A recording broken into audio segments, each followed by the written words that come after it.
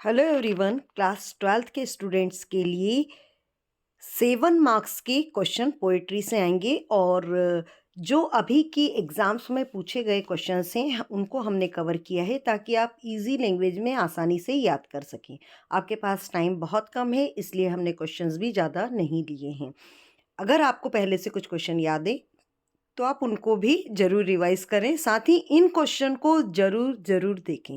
तो शुरू करते हैं। पहला क्वेश्चन है माई मदर एट 66। इसमें यंग ट्रीज को स्प्रिंटिंग क्यों बताया गया है? तो यंग ट्रीज जो को स्प्रिंटिंग या पीछे जाते हुए इसलिए बताया गया है क्योंकि ये क्या बताते हैं, passing years of humans life from childhood to old age. तो जिस तरीके से बचपन से आगे उम्र बढ़ती जाती है तो सब कुछ पीछे छूटता जाता है, तो उसी तरीके से बचपन पीछे छूट गया है ये बताने के लिए ये यूज़ किया गया है कि जब हम आगे बढ़ते हैं तो या ट्रेन से आगे बढ़ें या किसी चीज़ से जब हम आगे बढ़ते हैं तो पेड़ हमारे पीछे छूटते जाते हैं, यानी हमारा बचपन छूटता जाता है।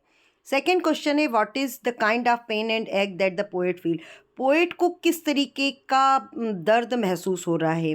तो जो पोएट है वो उसमें एक बेटी है और उसको क्या पेन है कि her mother has grown old and her and is near. उसको लगता है कि उसकी माँ की उम्र ज़्यादा हो गई है क्योंकि 66 ईयर्स हो गई है, तो वो लगभग बूढ़ी हो रही हैं और उनका अंत करीब है या वो अब मौत के करीब है। तो ये जान के उसको बहुत दुख होता है। Question number 3, in the poem keeping quiet what does the poet mean by saying victory with no survivors.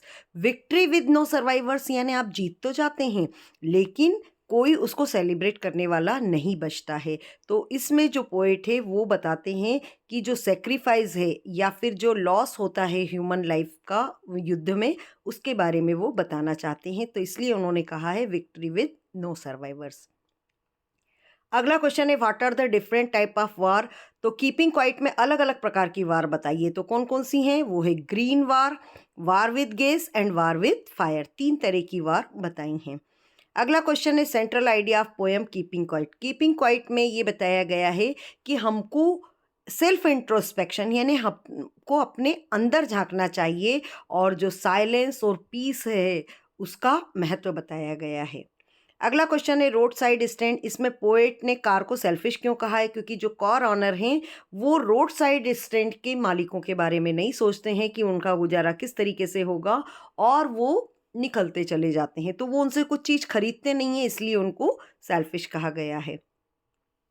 अगला है रोड साइड स्टैंड में फार्मर वेल्दी सिटी पीपल को क्यों मतलब कोसते हैं? तो वो इसलिए कोसते हैं कि वो रुक नहीं रहे हैं और उन लोगों से कोई चीज़ें नहीं खरीद रहे हैं, इसलिए वो उनको कोसते हैं क्योंकि भाई उनसे कुछ खरीद लें तो ये भी कुछ पैसे 2-4 कमा लें। लेकिन वो तेज़ी से भागती हुई सड़कों पे कार रहती है जो शहरों से होती हुई भागती चली जाती है, लेकिन बगल में जो लगे हुए स्टैंड हैं कुछ कुछ चीज़ें बेच रहे हैं उनके लिए नहीं रुकती, उनको सेल्फिश कहा गया है। अगला है explain the central idea of the poem road side stand. तो इसमें पोएट ये कहना चाहता है जो गरीब लोग हैं गांव के जो रोड साइड स्टैंड लगा के खड़े होते हैं, कम से कम उनसे कुछ चीज़ें ले लेनी चाहिए। और जो कार ऑनर हैं, ये हमने दूसरे क्वेश्चन का आंसर इसमें लगा दिया है ताकि आपका आंसर थोड़ा सा बड़ा हो जाए कि car owner road side stand के बारे में नहीं सोचते, तो ये हमने इसमें ऐड कर दिया है ताकि आंसर भी लेंदी हो जाए और ये पूरा हो जाएगा।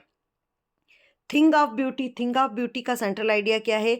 तो पोएट ये मैसेज देना चाहते हैं कि ये जो खूबसूरती है ये हमेशा रहती है और एक्चुअल में पोएट ये भी कहना चाहते हैं कि खूबसूरती देखने की नहीं है, समझने की है और ये कभी ख़त्म नहीं होती है। ब्यूटीफुल थिंग्स जो होती हैं वो हमेशा खुशी देती हैं, प्रेरणा देती हैं। अगला है पोएट ने beautiful bounty of the earth को डिस्क्राइब करने के लिए क्या इमेज यूज़ की है? तो उसके लिए उन्होंने इमेज यूज़ की है endless fountain of an immortal drink, ये वर्ड यूज़ किया है। तो एक फव्वारे के द्वारा जिस तरीके से लगातार चलता रहता है तो लगातार पानी आता रहता है उससे, तो इसी तरीके से उन्होंने बताया कि जो खूबसूरत चीज़ें हैं इसी तरीके से लगातार खुशी देती हैं। What pleasure does a beautiful thing give us. तो यही है, beautiful things are a source of constant joy and inspiration. ये आंसर आपने उसमें समरी में भी लिखा है तो ये आ जाएगा इसमें। और एक और क्वेश्चन है how does aunt Jennifer express her bitterness and anger against male. तो जो पुरुष हैं उनके प्रति कड़वाहट दिखाने के लिए आंट जेनिफर क्या करती हैं, तो आंट जेनिफर टाइगर को की एम्ब्रॉयडरी करती हैं। तो यहाँ पर ये 12 क्वेश्चन हैं, आप जल्दी से इनको याद कर लीजिए क्योंकि समय बहुत कम है। और इसके अलावा भी जो क्वेश्चन आपको याद हैं वो ज़रूर ज़रूर रिवाइज कीजिएगा। Thank you and wish you all the best students.